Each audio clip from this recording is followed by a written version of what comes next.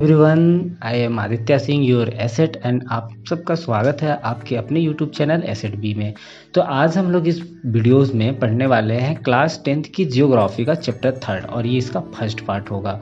तो इसके first part में हम लोगों ने देखा था कि कौन कौन से रिसोर्सेस हैं, जैसे लैंड रिसोर्सेस हैं और उनका कैसे कंजप्शन हो रहा है और कैसे उनको हम लोग कंजर्वेशन कर सकते हैं। सेकेंड वाले चैप्टर में हम लोगों ने क्या देखा था कि किस तरह से वाइल्ड लाइफ की जो स्पेसीज है, जो फॉरेस्ट है, वो किस तरह से धीरे धीरे डिस्टिंक्ट यानी खत्म हो रहे हैं, खतरे की घंटी की कगार पे पहुंच गए हैं। उनकी कंजर्वेशन के लिए हमने बहुत सारी बातें की थी। उसी तरीके से चैप्टर 3 में आपको वाटर रिसोर्स पे ध्यान देना है, क्योंकि वाटर भी बहुत ही मेजर प्रॉब्लम पर है, जो कि हमें पता है कि इतना सारा पानी है पृथ्वी पे, लगभग भी हम लोग इसको जो है यूज़ नहीं कर पा रहे हैं ठीक से। उसमें भी जो फ्रेश वाटर है उसका भी परसेंट कम है, हम लोग सब पिछले क्लासेस में पढ़ चुके हैं। तो यहाँ पर पिंकी से ये कह रहे हैं कि क्या तुमने टीवी पर असम में आई गई जो बाढ़ थी वो कितना भयानक थी, उसका रिपोर्ट देखा था? हे भगवान, उस समय क्या प्रलय मची थी, रास्ते में जो कुछ भी आया वो बर्बाद कर दिया उस बाढ़ ने और अपने साथ बहा ले गई। तो ये बोलती है पिंकी कि हाँ चिंटू, मैंने देखा है, यह बहुत ज़्यादा आश्चर्यजनक नहीं है कि जल जीवन भी दे सकता है तो जल जीवन ले भी सकता है। हम पानी के बिना क्या करेंगे? मेरे पिताजी मुझे बता रहे थे कि उनके कारखाने में बहुत सारी चीज़ों के लिए जो है जो काफ़ी पानी की ज़रूरत पड़ती है। और क्या तुम जानते हो कि मशीनों को ठंडा करने के लिए भी पानी की आवश्यकता होती है? कारखाना भी जो है पानी विद्युत जो संयंत्र पैदा की हुई बिजली से ही चलता है। अब मैं समझ सकती हूँ कि विभिन्न युगों में मानव नदियाँ और अन्य जो वाटर रिसोर्सेज हैं, जैसे झरने, झील, पोखर और मरुद्यान, ये सब आसपास क्यों बसता था, क्योंकि वाटर बहुत ज़्यादा रिसोर्स है। जो डेवलपमेंट सेटलमेंट हुआ ह्यूमन का पहला, वो सब कहाँ हुआ था? नदियों के किनारे हुआ था। तो वही ये लोग डिस्कशन कर रहे हैं।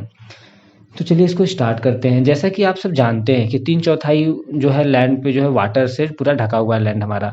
तो इसमें प्रयोग में लाए जाने वाले जो पानी है वो जो कि साल्टी नहीं है, वो उसका अनुपात बहुत कम है। तो यह जो साल्टी नहीं है, यह वाटर हमें अपवाह या फिर ये बात करें कि जो पृथ्वी के ऊपर वाटर टेबल पे जो सोर्स है वहाँ से पाया जाता है, जिनका लगातार रिन्यूएबल और पुनर्भरण यानी जलीय चक्र जो होता है उसके द्वारा होता रहता है। तो सारा जल जो है जलीय चक्र में गतिशील रहता है, जिससे जल का रिन्यूएबल जो होता है वो सुनिश्चित रहता है, फिक्स रहता है। मतलब जैसे कि जो वाटर टेबल में वाटर है वो ऊपर वाष्प बनता है, फिर वो हर जगह फिर नीचे बारिश होता है। तो इस तरह से ये चक्र जो है बना हुआ है। आपको आश्चर्य हो रहा होगा कि जब पृथ्वी का 3/4 जो पार्ट है वो वाटर से घिरा है और वाटर जो है एक नवीनीकरण के योग्य रिसोर्स है, तब भी विश्व के अनेक देशों और क्षेत्रों में वाटर की कमी कैसी है? ऐसी भविष्यवाणी क्यों की जा रही है कि 2025 में 20 करोड़ लोगों को जल की कमी को झेलेंगे? वैसे आज भी झेल रहे हैं। मैं बात करूँ अपने यूपी में मिर्ज़ापुर डिस्ट्रिक्ट के बहुत सारे ऐसे पहाड़ी इलाके हैं जहाँ पर मैं भी रहता हूँ। यहाँ पर जो है पानी की बहुत ज़्यादा समस्या है। तो कोई आश्चर्य वाली बात नहीं है। जिस तरह से वाटर टेबल कम हो रहा है, जो पीने वाला पानी है उससे जो है समस्याएं तो बन ही सकती हैं। हमें आज ही इसके बारे में केयर करना होगा और पानी को बचाना होगा। अब देखिए आपका स्टार्ट होता है यहाँ पे, जो जल इतनी ज़्यादा कीमती है और इसका कंजर्वेशन और इसका मैनेजमेंट कैसे की जाए, इसकी बहुत ज़रूरत है। तो जल के विशाल भंडार की बात करें या फिर इसके रिन्यूएबल करने के क्वालिटीज़ के बारे में बात करें, तो यह भी बहुत ज़्यादा सोचना मुश्किल है कि हमें जल की कमी का सामना करना पड़ सकता है। जैसा कि हम वाटर की कमी की बात करते हैं तो हमें तुरंत ही कम वाले वर्षा वाले क्षेत्र या फिर सूखा जो ड्रॉप वाले इलाके हैं उस जगह का ध्यान आता है। हमारे मन पे तुरंत ही राजस्थान के मरुस्थल जो है डिजर्ट एरिया और जल से भरे मटके संतुलित करती हुई जल भरने के लिए लंबा रास्ता तय करती जो पानी भरने वाली महिलाएं हैं, वो सब आ जाता है हमारे दिमाग में। तो यह सच है कि वर्षा में वार्षिक और जो है मौसमी परिवर्तन के कारण जल के रिसोर्सेज की जो अवेलेबिलिटी है उसमें समय स्थान के अनुसार डाइवर्सिटी पाई जाती है। लेकिन अधिकतया जो वाटर की कमी हो रही है उसका क्यों हो रहा है कमी? है क्योंकि हम लोग बहुत ज़्यादा अतिशोषण कर रहे हैं, उसका बहुत ज़्यादा यूज कर रहे हैं। और समाज के अलग अलग पार्ट में देखें, सोसाइटीज़ में, तो जल का जो है जो डिस्ट्रीब्यूशन है वो बिल्कुल अनइक्वल है, इस कारण से भी होता है। तो क्या यह संभव है कि किसी क्षेत्र में जो है बहुत ज़्यादा मात्रा में वाटर रिसोर्स होने के बाद भी वहाँ पर जल की कमी हो जाए, या कई शहर इसके उदाहरण हैं, जैसे कि जल की कमी वाले अत्यधिक बढ़ती जनसंख्या और उसके परिणाम के कारण जल की बढ़ती मांग के कारण उनके जो है असमान डिस्ट्रीब्यूशन का ये रिजल्ट हो सकता है। तो जल जो है अधिक जनसंख्या के लिए घरेलू उपयोग में ही नहीं बल्कि अधिक अनाज उगाने के लिए भी चाहिए। इसलिए अनाज का जो प्रोडक्शन है उसको बढ़ाने के लिए वाटर रिसोर्स का अतिशोषण करके ही उसको हम लोग खेतों को सींच के इसका प्रोडक्शन बढ़ा सकते हैं। तो जो गर्मी का मौसम है उसमें खेती की जा सकती है, जब वह पानी रहेगा हमारे पास। तो जो सिंचित खेतियाँ हैं, कृषि है, उसमें जल का सबसे ज़्यादा प्रयोग होता है।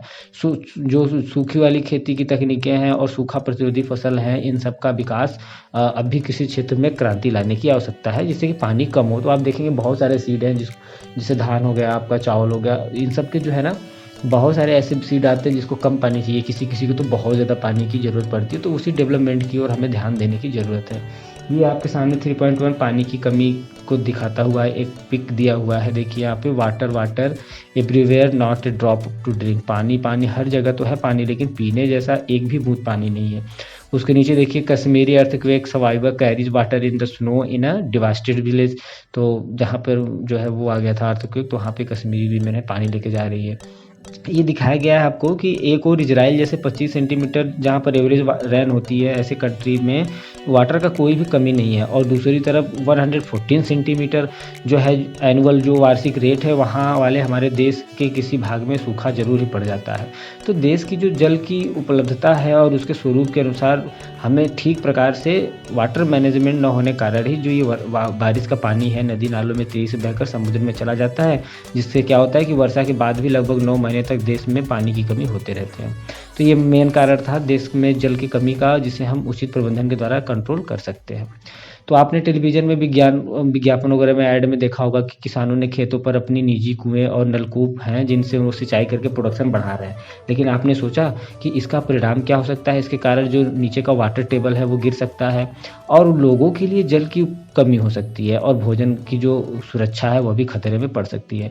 फ्रीडम के बाद बात करें इंडिया में, तो बहुत तेज़ी से इंडस्ट्रियलाइजेशन हुआ और अर्बनाइजेशन हुआ। इसके और बहुत सारे डेवलपमेंट के भी हमें अवसर प्राप्त हुए। आजकल हर जगह हम लोग देखें तो मल्टीनेशनल कंपनियां बड़े जो है इंडस्ट्रियल घरानों के रूप में फैली हुई हैं। उद्योगों की बात करें यानी इंडस्ट्रीज़ की, तो बढ़ती हुई संख्या के कारण वहाँ पर जो साल्टी वाले जल नहीं हैं, जो साल्टी जल है, जल संसाधनों पर बहुत ज़्यादा उस पर प्रभाव पड़ा है। मतलब वहाँ पर भी पानी यूज़ होता है ना। आप देखेंगे ट्रैक्टर में इंजन जो होता है वो बहुत ज़्यादा काम करने के बाद उसको पानी देना पड़ता है ना ठंडा होने के लिए। तो उसी तरीके से बड़ी बड़ी जो फैक्ट्रीज है, मशीनें लगी हैं, वहाँ भी मशीनों को ठंडा करने के लिए वाटर की ज़रूरत होती है, और ऐसे वाटर की जो पीने वाला हो, जो साल्टी ना हो। तो सोचिए वहाँ पर भी फ्रेश वाटर यूज़ हो रहा है ना, तो इसलिए कमी हो जाता है। तो इंडस्ट्रीज़ को अधिक जल देने के अलावा उनको चलाने के लिए ऊर्जा की भी आवश्यकता होती है, और इसकी काफ़ी हद तक पूर्ति जो है जल से की जाती है, क्योंकि इलेक्ट्रिसिटी भी कहाँ से जनरेट होती है? जल से क्रिएट होती है। प्रेजेंट टाइम में भारत में बात करें तो जितनी इलेक्ट्रिसिटी है उसका 22% भाग जो है वाटर से ही क्रिएट होता है। इसके अलावा शहरों की बढ़ती जो पॉपुलेशन है और शहर जो नए नए बन रहे हैं, उनका जो डेली रूटीन है, उसके कारण न केवल जल और ऊर्जा की आवश्यकता में बढ़ोतरी हो रही है, बल्कि इससे संबंधित समस्याएं और भी गहरी हुई हैं। यदि आप शहरी आवास में समितियों या कॉलोनियों पर नज़र डालें तो आप पाएंगे कि उनके अंदर जल को पूरा करने के लिए, जल की कमी को पूरा करने के लिए कई नलकूप स्थापित किए गए हैं। इसमें कोई आश्चर्य नहीं है कि शहरों में जल का जो रिसोर्सेज का है, उस जल वाटर रिसोर्स है, उसका बहुत तेज़ी से शोषण हो रहा है, यूज हो रहा है, और इनकी कमी होती जा रही है। अब तक हमने जल की कम इम्पोर्टेंस के बारे में जो है नॉर्मली बात की है। चलिए अब हम लोग ऐसी स्थिति के बारे में बात करते हैं जहां लोगों की आवश्यकता के लिए काफ़ी रिसोर्सेज हैं, वाटर रिसोर्सेज हैं, लेकिन फिर भी इन एरियाज़ में वाटर की बहुत ज़्यादा कमी देखने को मिलती है। यह जो वाटर की रिसोर्सेज हैं, इसकी ख़राब गुणवत्ता के कारण हो सकता है पानी बहुत हो लेकिन पानी बहुत गंदा हो, तो इसलिए वहाँ पर फिर भी हो ऐसा प्रॉब्लम हो रही, पानी कमी हो रही हो। पिछले कुछ वर्षों से यह बहुत ज़्यादा टेंशन का सब्जेक्ट बनता जा रहा है कि भाई लोगों की आवश्यकता के लिए जो बहुत ज़्यादा मात्रा में वाटर होने के बावजूद भी यह जो है हमारे डोमेस्टिक इंडस्ट्री और जो केमिकल और जो बहुत सारे पेस्टिसाइड और एग्रीकल्चर में प्रयुक्त होने वाले जो खाद वगैरह हैं, उनसे ये सारे पानी दूषित होते जाते हैं। मानव के उपयोग के लिए यह बहुत ज़्यादा खतरनाक हो जाते हैं। हाँ, तो इस तरह से समस्याएं आ रही हैं। भारत की नदियों की बात करें जो छोटी-छोटी वाली हैं, जैसे कि जहरीली धाराओं में परिवर्तित हो गई। जैसे छोटी-छोटी जो नदियाँ हैं हमारे यहाँ, वो सब कैसी हो गई है, पॉल्यूटेड हो गई हैं। बड़ी नदियों में जैसे गंगा और यमुना का भी बहुत ज़्यादा शुद्धता अब नहीं रहा। बहुत ज़्यादा इंडस्ट्रीज़ के उसमें अपशिष्ट जो पदार्थ होते हैं, फैक्ट्रीज़ के मड वगैरह, वो सब आके उसमें मिल जाते हैं। तो इस तरह से जो बढ़ती जनसंख्या है, एग्रीकल्चर का जो मॉडर्नाइजेशन है, जो अर्बनाइजेशन है, इंडस्ट्रीज़ का भारत की नदियों पर अत्यधिक दुष्प्रभाव पड़ा है और हर दिन यह गहराता जा रहा है। इससे पूरा जीवन खतरे में है। ये रिसोर्स आपको बताया गया है, सिटीजनशिप रिपोर्ट है ये CSC 1999 का। तो आपने अब तक अनुभव कर लिया होगा कि भाई समय की मांग है कि हम सब अपने अपने हिसाब से जल के रिसोर्सेज का कंजर्वेशन और मैनेजमेंट करें। खुद को जो है स्वास्थ्य संबंधी खतरों से बचाएं। पानी साफ नहीं रहेगा तो बहुत सारी बीमारियां हो जाती हैं। आपको तो पता ही होगा। आपको पता है पानी की कमी से कौन सी बीमारियां होती हैं पानी के पॉल्यूट होने से? तो आप कमेंट सेक्शन में जरूर बताइएगा। खाद्यान्न की सुरक्षा, अपनी आजीविका की और उत्पादक क्रियाओं की निरंतरता को सुनिश्चित करना पड़ेगा हमें। और प्राकृतिक पारितंत्रिक जैसे डिग्रेडेशन हो रहा है, ज़मीन खराब हो रहा है, अभी हम लोग फर्स्ट चैप्टर में जो पढ़े थे उसको भी बचाना पड़ेगा। जल के रिसोर्सेज में जो है अतिशोषण और कुप्रबंधन से भी इस संसाधनों का रिसोर्स का नुकसान हो सकता है। इसलिए पारिस्थितिकी संकट की समस्या पैदा हो सकती है, जिससे हमारे जीवन पर बहुत बड़ा असर पड़ सकता है। तो इसलिए हमें यहाँ पे एक्टिविटी बताई गई है कि अपने दिन प्रतिदिन के अनुभवों के आधार पर जल के कंजर्वेशन के लिए एक सुझाव आप लिखिए। अब देखिए यहाँ पे मल्टीनेशनल जो रिवर परियोजनाएं हैं और जो समन्वित जल संसाधन का प्रबंधन है उसको कैसे करें। तो देखिए हम जल का संरक्षण और प्रबंधन कैसे करें। वैज्ञानिक और ऐतिहासिक रिकॉर्ड के वो बताते हैं कि हमारे प्राचीन काल से सिंचाई के लिए पत्थरों और मलबे से बांध, जलाशय अथवा झीलों के तटों के पास नहरों जैसी उत्कृष्ट जलीय कृतियाँ बनाई गई हैं। इसमें कोई आश्चर्य नहीं है कि हमने यह जो है आधुनिक भारत में भी यह सब चीज़ें अभी भी कंटिन्यू करके रखा है। अधिकतर जो नदियाँ हैं इनके बेसिन में बांध बनाए गए हैं। तो यहाँ पर बताया गया है कि प्राचीन भारत में जलीय कौन कौन से कामें थे। तो देखिए ईसा से जो है 1 शताब्दी पहले इलाहाबाद जो अब प्रयागराज हो गया के नज़दीक श्रृंगवेरा में जो है गंगा नदी की बाढ़ के जल को कंजर्व करने के लिए एक बहुत बड़ा जल संग्रहण तंत्र बनाया गया था। और उसके बाद दूसरा क्या है, चंद्रगुप्त मौर्य ने अपने समय में बहुत बड़ा स्तर पर बांध, झील और सिंचाई तंत्रों का निर्माण करवाया था। कलिंग की बात करें जो उड़ीसा है आज के समय में, तो नागार्जुन यानी आंध्र प्रदेश और बेन्नूर जैसे कर्नाटक और कोल्हापुर यानी महाराष्ट्र में भी उत्कृष्ट सिंचाई तंत्र होने के सबूत मिलते हैं। यानी देखिए नेक्स्ट इसमें अपने समय की सबसे बड़ी कृत्रिम झीलों में से एक है भोपाल की झील, जो कि 11वीं सेंचुरी में बनाई गई थी। 14वीं सेंचुरी में इल्तुतमिश ने जो है दिल्ली में सिरी फोर्ट के पास जो है जल की सप्लाई के लिए हौज खास एक प्रकार का तालाब बनवाया था। यह रिसोर्स से लिया गया है डाइंग विजडम CSC 1997। कहने का मतलब ये है ना कि प्राचीन समय से लोगों ने इस वाटर की कीमत को समझा है और उसके कंजर्वेशन और मैनेजमेंट का व्यवस्था किया है। लेकिन आज हम लोग जिस तरह से इसका यूज़ कर रहे हैं बहुत ही गलत है। फिगर नंबर 3.2 में हीराकुंड बांध का फोटो दिया हुआ है। आप देखिए इस तरह से कुछ वाटर को कंजर्व किया जाता है जो कुछ भी रेन वगैरह से प्राप्त होता है। तो देखिए बताया गया बांध क्या है, वे हमें जल कंजर्वेशन और वाटर कंजर्वेशन और इसका जो प्रबंधन है इसमें कैसे सहायता देते हैं। तो देखिए परंपरागत जो बांध है, नदियाँ हैं, वर्षा के जल को इकट्ठा करने के बाद उससे हम लोग खेतों की सिंचाई के लिए यूज़ में कर लेते हैं। आजकल जो बांध है सिर्फ सिंचाई के लिए नहीं बनाए जाते, बल्कि इनका उद्देश्य इलेक्ट्रिसिटी जनरेशन, घरेलू डोमेस्टिक वर्क के लिए और बहुत सारे इंडस्ट्रियल यूज़ के लिए भी किया जाता है। साथ ही साथ बाढ़ को नियंत्रण करने के लिए, मनोरंजन के लिए और साथ ही साथ एंटरटेनमेंट के साथ ही आपका नाव वगैरह चलाने के लिए, मछली पालने के लिए भी हम लोग यूज करते हैं। इसलिए बांधों को बहुउद्देशीय परियोजनाएं कहते हैं, मल्टीनेशनल डेवलपमेंट कहते हैं। तो जहाँ पर वाटर एकत्रित होता है ना, उनके अनेक उपयोग मिलते हैं हमें आज के समय में।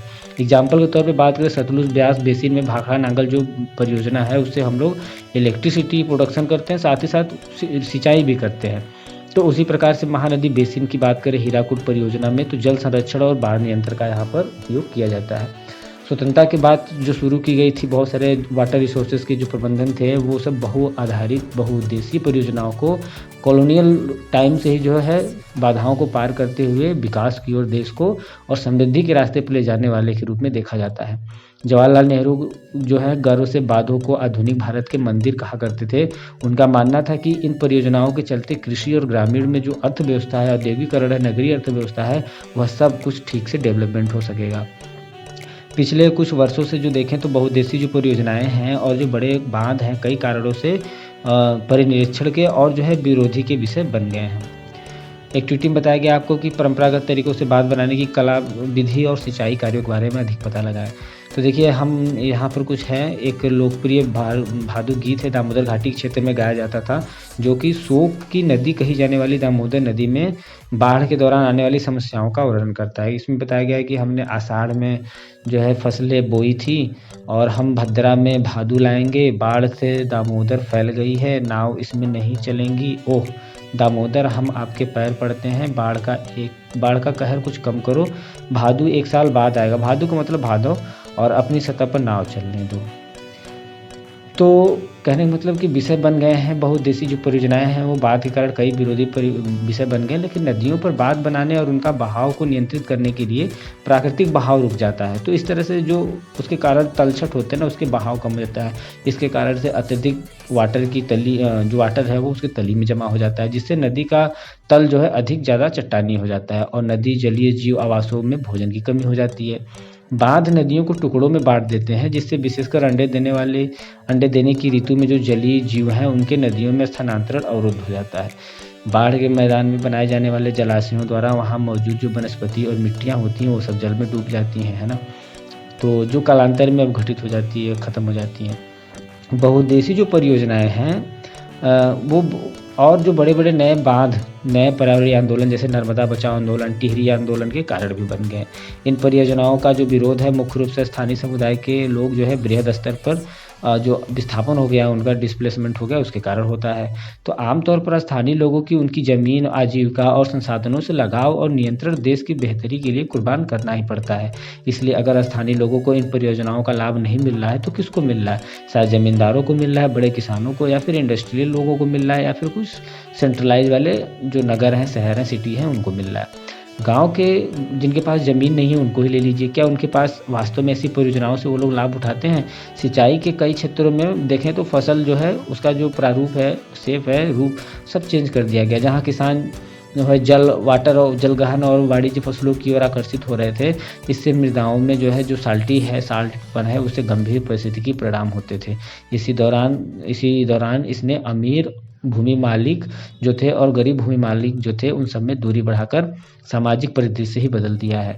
जैसा कि हम देख सकते हैं कि बांध उसी जल के अलग-अलग उपयोग और लाभ चाहने वालों के लोगों के बीच में संघर्ष पैदा करते हैं। गुजरात में साबरमती बेसिन में देखें तो सूखे के दौरान जो है वहाँ के जो क्षेत्रों में अधिक वाटर की कमी होती है उस पर परेशान किसान उपद्रव पर उतारू हो जाते हैं।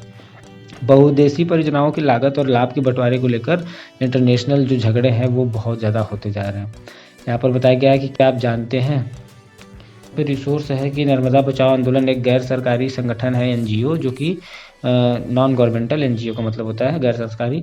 तो जो जनजाति लोगों, किसानों, पर्यावरणविदों और मानवाधिकारी कार्यकर्ताओं को गुजरात में नर्मदा नदी पर सरदार सरोवर बांध के लिए विरोध में लाता है। मूल रूप से शुरू में यह आंदोलन जंगलों के बांध के पानी में डूबने जैसे पर्यावरणीय मुद्दों पर केंद्रित था। हाल ही में इस आंदोलन का लक्ष्य बांध से विस्थापित गरीबों को सरकार से पुनः निर्वास की, यानी फिर से जगह मिल जाए कहीं, उसकी सुविधाओं को दिलाना हो गया था। लोगों ने सोचा कि भाई उनकी यातनाएं, ये जो कष्ट हैं वो व्यर्थ नहीं जाएंगे, हम लोग रिवोल्ट करेंगे, विस्थापन हुआ है जो उसका शोक जो है स्वीकार करके, विश्वास करके ही सिंचाई के प्रसार में वो अमीर होते जाएंगे। अक्सर जो है रिहंद के बाद के जो आसपास उत्तरजीवी ने बताया कि भाई उन्होंने अपने कष्टों को देश के लिए कुर्बानी के रूप में स्वीकार किया है, परंतु अब 30 साल के एक्सपीरियंस के बाद जब उन्हें आजीविका और अधिक जोखिमपूर्ण हो गई है, खतरे वाली हो गई है, तो पूछते जा रहे हैं कि हमें ही देश की कुर्बानी के लिए क्यों चुना गया भाई, है ना। ये सोर्स लिया गया है S Sharma, belly of the river, tribal conflicts over development in Narmada valley, A Baviskar, 1995 से लिया गया है। डू यू नो में बताया गया कि आप जानते हैं सरदार बांध जो है सरोवर बांध है गुजरात में नर्मदा नदी पर बनाया गया है और यह भारत की सबसे एक बड़ी जो है जल संसाधन परियोजना है, जिसमें 4 राज्य आते हैं आपके, महाराष्ट्र, मध्य प्रदेश, गुजरात, राजस्थान। और सरदार सरोवर परियोजना की बात करें जो गुजरात का है तो लगभग 9490 विलेज और 117 जो कस्बे हैं, और राजस्थान की बात करें तो 124 जो विलेज हैं यहाँ जो है सूखाग्रस्त है। ये ड्राफ्ट है और मरुस्थलीय भागों को जल की आवश्यकता को ये सब पूरा करेंगी, इस बात का ये उद्देश्य है। और इसको और अधिक जानना है तो आप वेब पेज पे जा सकते हैं, http आपको नीचे यहाँ दिया हुआ है sardarsorovar.org.project.aspx पे। तो भूमि मालिक और गरीब भूमिहीन जो थे ये तो हम लोग देख ही लिए लड़ाई होते जा रहे हैं उनके। क्या आप जानते हैं, नेक्स्ट देखिए इसमें दिया है, क्या आप जानते हैं कि कृष्णा गोदावरी विवाद की जो शुरुआत हुई वो महाराष्ट्र सरकार पर द्वारा कोयना पर जल जो है विद्युत परियोजना के लिए बांध बनाकर जल की दिशा ही परिवर्तित करने पर कर्नाटक और आंध्र प्रदेश सरकारों द्वारा आपत्ति जताने से हुई थी। इसने जो है इन राज्यों में पड़ने वाली नदी के निचले वाले हिस्से में जल का प्रवाह कम हो जाएगा और कृषि से संबंधित और इंडस्ट्रियल पे जो है इसका उल्टा असर पड़ेगा। एक जो टीम दिया गया है कि इंटरनेशनल लेवल पर जो भी कुछ अभी तक वाटर से झगड़े हुए उनका एक सूची बनाइए। ये एक फिगर है आपकी कंट्री का, देखिए मुख्य नदियाँ और बांध इसमें दिखाए गए हैं और उनके नाम भी लिखे हैं। ये आप लोग याद रखिए कि कहाँ पर कौन सी नदी पाई जाती है, कैसे कैसे गई है। तो देखिए फिर नदी परियोजनाओं पर जो ये उठी अधिकतर आपत्तियां हैं वो सब जो है उनके विफल हो जाने पर हैं, क्योंकि यह एक विडंबना है ये कि जो बाढ़ नियंत्रण के लिए बनाए जाते हैं उनके जलाशयों में तलछट नीचे वाटर स्टेबल ज़्यादा हो जाता है और बाढ़ आने के कारण ये सब बड़े बड़े होते चले जाते हैं। तो ज़्यादा वर्षा होने की दशा में तो बड़े बांध भी कई बार नियंत्रण में असफल हो जाते हैं, बाढ़ फट जाता है, टूट जाता है। आपने पढ़ा होगा कि 2006 में महाराष्ट्र और गुजरात में भारी वर्षा के दौरान बांध से छोड़े गए जो जल थे उसकी वजह से बाढ़ की स्थिति और भी ज़्यादा खतरनाक हो गई। तो इन बाढ़ों से न केवल जान और लोगों के एसेट का नुकसान हुआ बल्कि बहुत बड़े स्तर पर मिट्टी भी इरोजन हो गया, सॉइल इरोजन हो गया। बांध के जो पानी है उसके तलछट जमा होने का अर्थ यह भी है कि तलछट जो कि एक प्राकृतिक उर्वरक है, काई जिसको आप समझ सकते हैं, बाढ़ के मैदानों तक नहीं पहुंचती है, जिसके कारण से भूमि का डिग्रेशन हो जाता है। यह भी माना जाता है कि जो ये बहुउद्देशीय परियोजना है मल्टीनेशनल वाली, ये सब भी भूकंप आने के कारण की संभावनाएं इनसे बढ़ जाती है। बहुत ज़्यादा जल उपयोग से जो है जल से संबंधित बीमारियां, फसलों में कीटाणु वाली बीमारियां और पॉल्यूशन फैलते रहते हैं। तो ठीक है, बाकी हम लोग कवर करेंगे नेक्स्ट पार्ट की वीडियोज़ में। वाटर जो है, वाटर का कंजर्वेशन कैसे करें, रेन वाटर का कंजर्वेशन कैसे करें, संग्रहण उनको कलेक्टिवाइजेशन कैसे इकट्ठा करें। ओके, तो वीडियो कैसा लगा, अच्छा लगा तो लाइक कीजिए, चैनल को जरूर सब्सक्राइब कीजिए, अपने फ्रेंड के साथ शेयर कीजिए। Thank you.